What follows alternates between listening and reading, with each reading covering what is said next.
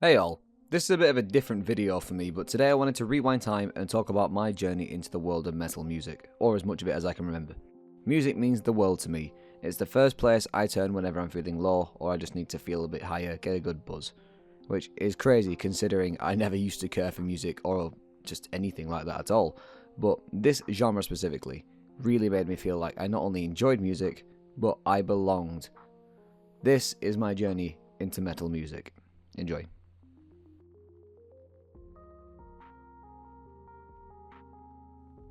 When I was in my teens, I had no idea what my music taste was. It was mainly comprised of whatever was on the radio, since pop music used to be good, 90s dance mainly, clubland, electronic, dubstep, techno.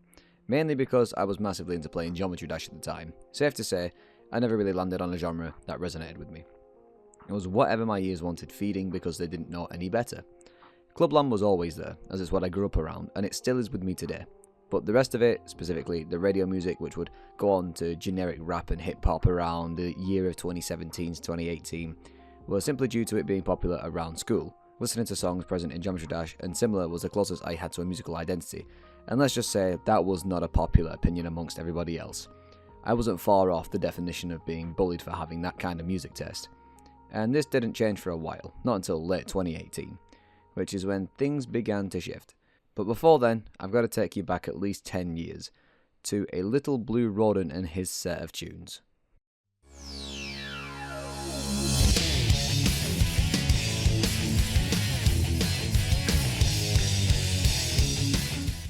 Growing up, I was a massive Sonic the Hedgehog fan. I say that like I no longer am, but really I am. Sonic Heroes was my first video game after all. Sonic stood out to me for many reasons, but one thing about the Blue Blur that was infectious to me was the soundtracks of his games, specifically the vocal themes. You know where I'm going with this. Crush 40, the voice of so many childhoods, including mine. Having Sonic Heroes on repeat all day, I Am All of Me, Night of the Wind, I could go on. I didn't even play the Sonic Adventure games or reach the finale of Heroes or Shadow the Hedgehog until I was a little bit older, say early or pre-teens. But I had those good old-fashioned burn CDs with tracks spanning the series, with my favourite being What I'm Made Of. This was, without a doubt, my introduction to the rock scene, as far as I can remember. I don't count hearing the likes of Guns N' Roses or The Killers at family parties, as those are just, huge ballads that everybody knows and loves no matter the preference. You can find a pop head, disco head who absolutely throws it down on the dance floor to AC/DC but claims to not like rock music. I'll also not count those really cool AMVs from back in the day, with the likes of Skillet, as they were just really cool to watch, and my dumb ass never really picked up on the music as much. So Crush 40 sort of raised me on this style of butt rock, but that kind of fizzled out during my teens as it wasn't cool to like Sonic at that age, which is why I lost a little bit of my musical identity back then. So we gotta jump back to what was the present day, 2018, a decade on. One fateful day, I stumbled back across one of the biggest bands of all time, one I already knew of, but one I didn't know would go on to influence me as much as it has done.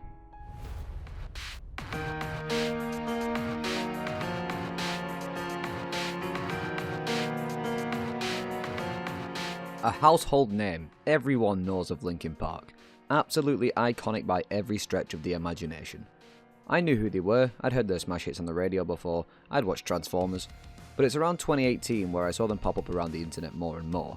This was, of course, just under a year after the tragic passing of Chester, Lord may his soul rest. Linkin Park was a band with a variety of songs that everybody could love, including myself. There was always an artist I'd choose to listen to, rather than waiting for the shuffle to show me something that I might enjoy. Big bangers from Hybrid Theory, Meteora, Minutes to Midnight back then were songs I choose to listen to just as much as I do today. However, the weight of their music wouldn't truly hit me for a few more years, but we'll get to that just a little bit later. Linkin Park had a massive internet presence, and even though I wasn't exactly following the scene at the time, I was invested in the story of Chester Bennington. And it is a story of life, loss, grief, depression that I believe everybody must study, because Chester as a human being was a shining example of not everything is visible, and it's such a fucking tragedy to continuously think about year in, year out. It really is one of the saddest losses in the industry, and it will forever be that, in my opinion. Chester, to me, is the most impactful celebrity death out there in the present day next to Akira Toriyama, but that is obviously personal, and you all have your own preferences. Fast forward to the present day, and they are without a doubt in my top 5 bands of all time. I was always toying around with heavier sounds back then, but still was unsure of if I enjoyed it or not. That was until I remembered something. My love for a video game series, not Sonic, a different one. And let me tell you, this series was not afraid to get heavy with its sound.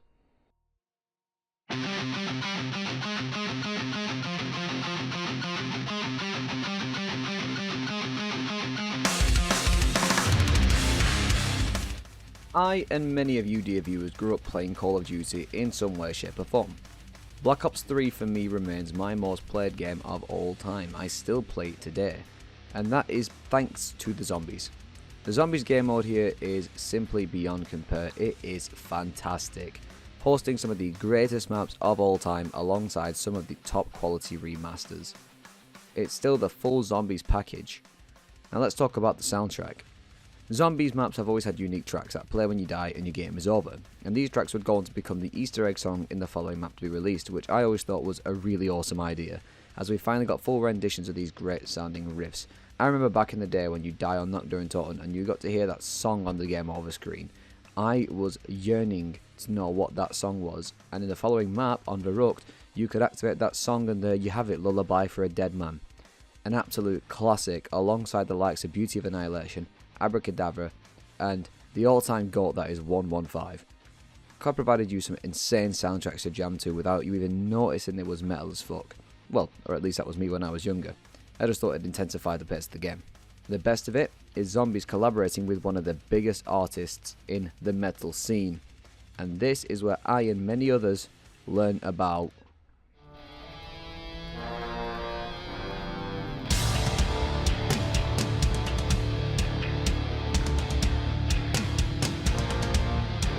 Avenged Sevenfold, also known as A7X, are giants. During the 2000s, their influence cannot be undermined. Top-notch vocals, face-melting riffs, and drumming that can hypnotize you. This band is incredible. When I first heard Shepherd of Fire in the Origins intro cutscene, I loved that song and the sound. I'd then gone to discover Not Ready to Die from Call of the Dead, as well as Nightmare being the Easter egg song in Moon, as well as Afterlife through an old AMV on YouTube. Avenged became one of the first bands I'd actually looked into by looking at some of their discography and adding their songs to my playlist. I never had a huge playlist of their songs, however, but I did have a decent amount, and I still do. I love this band's work from the 2000s to the mid-2010s. Sadly, they are unfortunately not what they used to be, with vocalist M Shadows not being able to sing the way he used to and the Rev no longer being with us. So their newer style doesn't really appeal to me, but I'll always treasure their songs that really got me going. It was at this point I knew of a few metal tracks. I still wouldn't exactly consider myself a fan of the genre or anything though. But that wasn't until COVID hit. It was around this time I was by far at my lowest. And a lot changed for myself in 2020, including my taste in music, which is where I really started to listen to Linkin Park. They came back into my life and their songs finally started to resonate with me in such an emotional way. They'd always been the closest I got to metal for years. When I was in college, I began experimenting with my music taste a little bit, branching into some other bands I'd never even heard of. Just before my college days kicked off, late, albeit thanks to COVID, I spent time flipping through Spotify's recommendations and came across a small handful of bands and songs that I would enjoy, add to the playlist and start listening to quite a lot.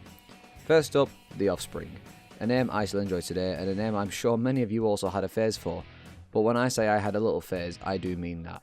For at least 6 weeks straight, they would be the only artist I would listen to. I wouldn't listen to anything else, just The Offspring.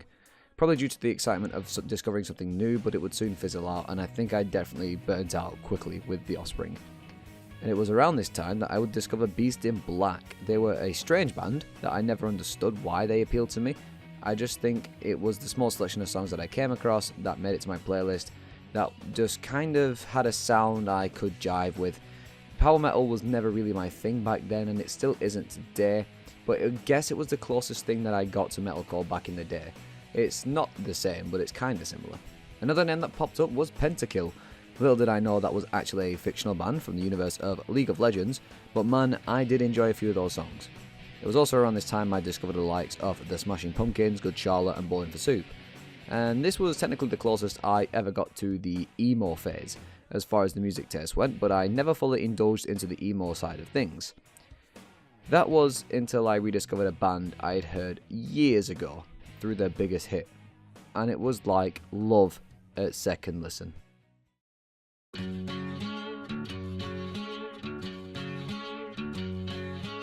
The band I can probably say was my first love. 3 Days Grace came along at the right time. Songs that scream mental health in the vein Linkin Park do, but it was their intense sound that stuck with me. I Hate Everything About You was a song I'd heard years ago in an AMV or compilation or something like that, and I enjoyed it back then. I thought the nature of the song was silly and the lyrics were really diabolical, but coming back to it years later, I understand where it was coming from. And to come back to it, realising it was this band, got me a little excited. I would then go on to discover what is their masterpiece known as 1X, and it was revolutionary for my music taste. Anthems like Animal I Have Become, Pain, Riot, Never Too Late, Gone Forever, and my personal favourite, Time of Dying, flooded my Spotify streams. Of course, there were other tracks such as Home and Just Like You, The Good Life, and Misery Loves My Company. There were also some tracks that really got me going.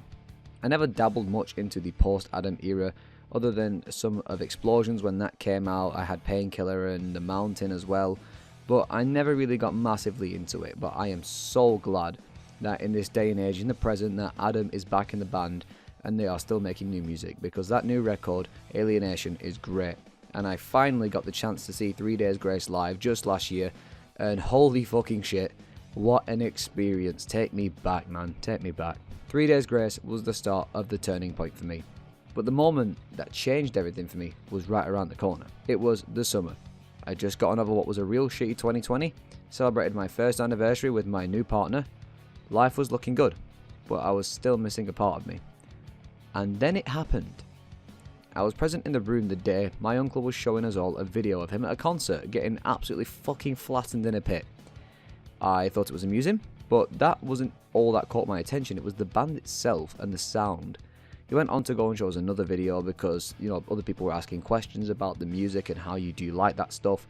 And it was the song that he chose that really caught my ear. It was a song with a great riff and an awesome bridge. The band wore matching outfits with masks that differentiate them. Vocals so powerful I really couldn't believe what I was listening to. The drummer was playing in a cage that rotated. It was crazy. I never did ask who they were in that day and in that moment, and I did not know what the song was. And that bugged me, but at the same time I didn't feel the need to, because I knew who they were. It was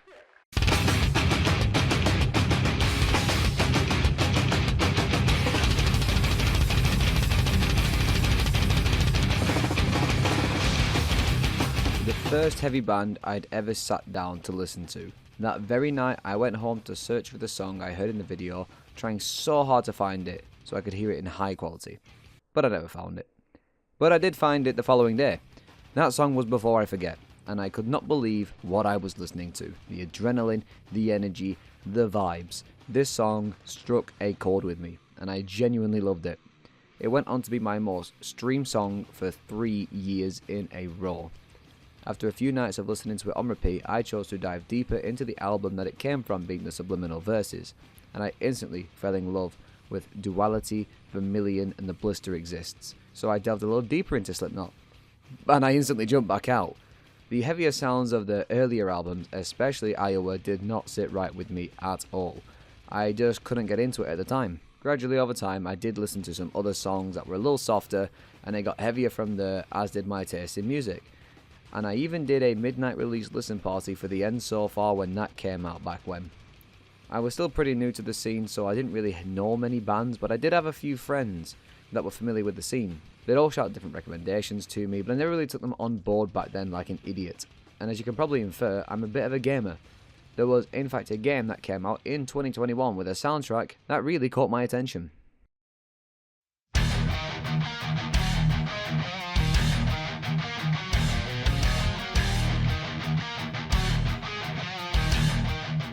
Marvel's Guardians of the Galaxy is nothing short of brilliant, and if you haven't played it yet, I urge you to. It's without a doubt my favourite game of 2021. But anyways, back on topic, the soundtrack.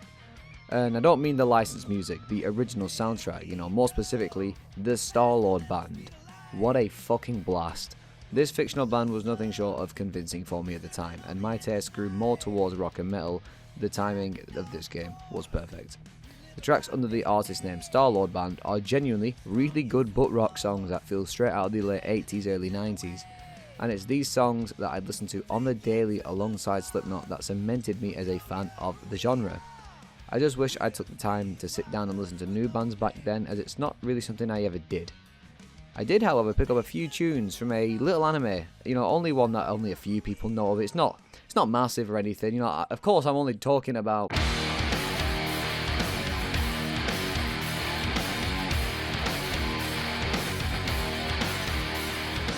Jokes aside, I'd already been a Dragon Ball fan for a while at this point, but I had never really watched any of the movies. So I bought the Dragon Ball Z movie box set on Blu-ray and I binged them for over a week, and I had so much fun. But there were two that stood out to me the most, and the first of those being Cooler's Revenge. This movie had a kick-ass soundtrack. It was my first introduction to Drowning Pool, Finger 11, Deftones, and even Disturbed. And this is one I revisit really often. Secondly was the first Broly movie, firstly because it was Broly, and secondly, the music again. There wasn't as many standout hits in this one, but regardless there are some great headbangers. The American OST for Dragon Ball Z was always this way, taking a more rock and roll approach compared to the jazz of the Japanese. With another few tracks to my name, the progression of music would slow down just a little bit. As I said before, I never really did deep dives into many artists, and it was in fact a different source where I got new music from.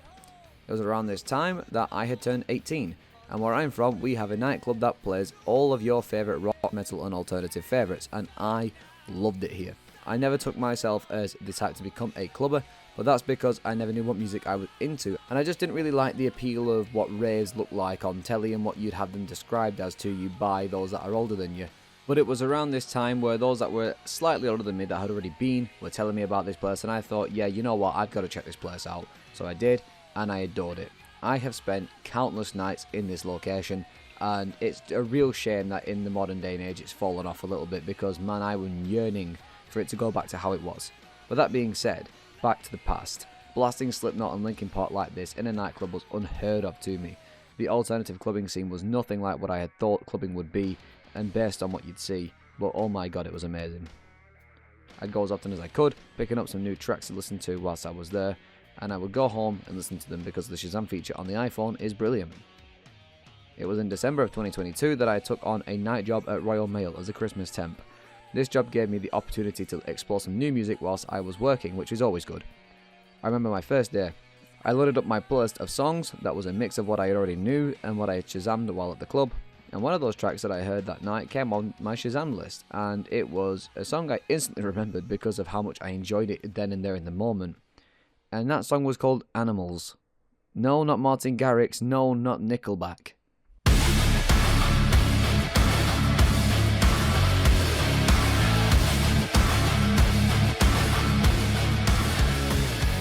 This was my first and proper introduction to metalcore. Animals by Architects at the time was a massive hit, their most popular song to date.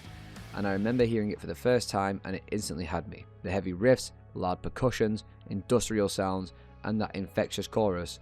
This led me to explore the album it came from whilst I was at work, for those that wished to exist. This one captivated young me in a way that Slipknot did. A majority of the record ended up on my playlist that night, and it would be one of the many to get me into the world of metalcore. But I wouldn't go on to explore that until just a little bit later. I had also heard a few tracks off of their newest record at the time, the classic Symptoms of a Broken Spirit. I enjoyed a few of these, but not to the same extent that I did to the likes of Animals and Discourse is Dead, Impermanent, Giving Blood, Black Lung, and An Ordinary Extinction, to name a few. I would soon go on to discover Black Blood and Gone with the Wind, the latter of which is a song I could have never predicted to have had a personal connection to me, and it really got me through the back end of last year. I never bothered looking into the rest of their music at the time. I'd heard snippets and the sound just didn't really appeal to me.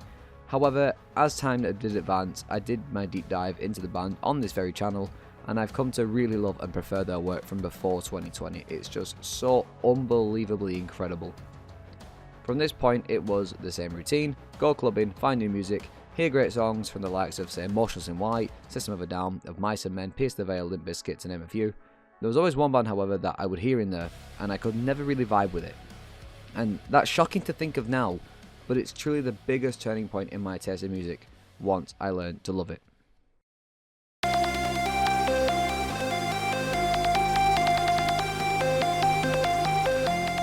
I knew of these guys from a few years back. One of my closest friends who helped me get into the metal scene always spoke about Bring Me the Horizon. They're his favourite band, but whenever I'd hear them in the club, I never really clicked. I didn't see Can You Feel My Heart as anything more than a meme. It just didn't work for me. Eventually, I would hear Shadow Moses in there, and that quickly grew on me, as well as Throne, Happy Song, and Mantra. All songs I enjoyed in there, but I never really felt compelled to explore the band, and that was until they released the song Lost. When this song came out, I got a text begging me to listen to it, so I did, and I'm not gonna lie, I loved it. It became the song that I had on repeat for weeks and weeks and weeks. And then Amen came out, one that I wasn't sure of at first, but I very quickly got on with. It was at this point I decided it was worth to look at Bring Me the Horizon's discography, which is when I decided to rebrand and start this channel properly and call the series First Time Listening To. I'd go on to explore their entire discography, and by the end of it, considered myself a pretty big fan of the band. The impact this band has had on my life recently is immense. The emotions that it makes me feel, the times they helped me through, the friendships and bonds it's created and strengthened. I cannot thank Bring Me the Horizon enough for everything they have done for me. It is truly sensational. The best part of all this though was what it led me to at the start of 2024. My first ever concert.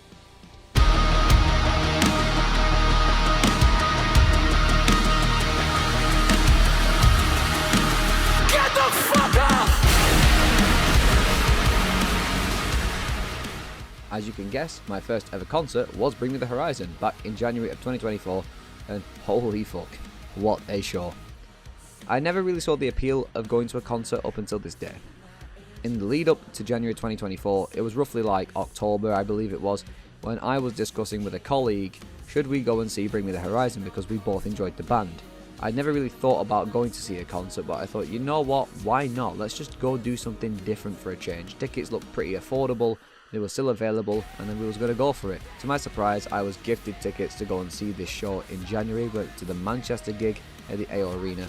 And let me tell you, the moment I got back from their concert, I experienced what people call post-concert depression. That shit is real, ladies and gentlemen. That gig remains my absolute favourite gig I've ever been to, not just for nostalgia's sake, but just the experience of getting there for the first time, seeing the grand stage, the band performing, the set list they had, and we can't forget to mention everything else that came with it. I'll tell you for free, even if you do not like Bring Me the Horizon, you owe it to yourself to experience this band live. I've gone on to get myself into some debt going to gigs, but I do not care. It is so fucking worth it. Do not use that as financial advice. I am so irresponsible. Do not listen to me. Anyways, gigs are a great way to discover new artists, and I've discovered plenty of amazing bands by seeing them as support, such as Wage War, Dayseeker, Make Them Suffer, Bleed From Within, Bill Murray and Fit for a King, just to name a few. But let's just rewind, Bring the Horizon. It was at this very concert I would get to experience a new band for the first time, one that has stuck with me from the moment I heard those incredible vocals.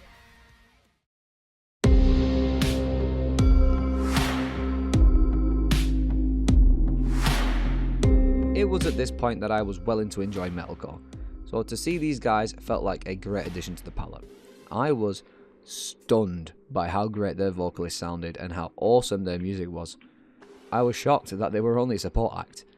Of course, I then went home and started to look into them, starting with their debut album and swiftly covering all the ground that they had. And it's safe to say that I had never experienced a band that on first listen I enjoyed this much, especially through the album The Death of Peace of Mind. Bad Omens are often credited as one of the biggest metal acts in the world right now, and to see them just before they truly blew up is special. I loved their catalogue of music, and do I need to say anything more about Noah Sebastian? Anyways, it was around this time I put more focus on exploring the bands I already knew as well as a small amount of new ones, doing first reactions on this channel, And to be fair, there isn't a whole lot left to talk about. I've covered basically every ground I need to regarding my journey into the metal world and where I'm currently at. It's crazy to think that half a decade ago, I wanted no association to anything in this realm of music, but has quickly become my passion, and I will say by far my favourite aspect of the genre is its community. The awesome people I've met through this music, the countless amazing nights we've had, the concerts I've seen with my wife, the comfort I feel in my own skin, being able to dress in a way that I feel like is my style. Metal music has done so much for me, and it's still only just the beginning. These days, I'm still discovering so many amazing new bands so frequently. Recently, I've explored, deep dived, and loved Spiritbox, I Prevail, Polaris, Limp Bizkit, Korn, Motionless in White, My Chemical Romance, and Dayseeker. I'd heard of some of these before, but I'd never really taken the time out of my day to give them a proper listen. Since hearing most of the bands I talked about throughout this video, I've gone on to give them all some long rotations and deep exploration to properly appreciate their discography. Some albums I thought I loved have dropped down a tier, but for me, are significantly more appreciated now. So real quickly, let's run over some of my favourite records, tracks, and artists. I am my father's son, cause he's a phantom, a mystery, and that leaves me nothing. Many times if you wanted to die, it's too late for me. All you have to do is get rid of me. You can't get California. So come rain on my parade, cause I wanna feel it. Come show me over the a sickness with no remedy, except the ones inside of me.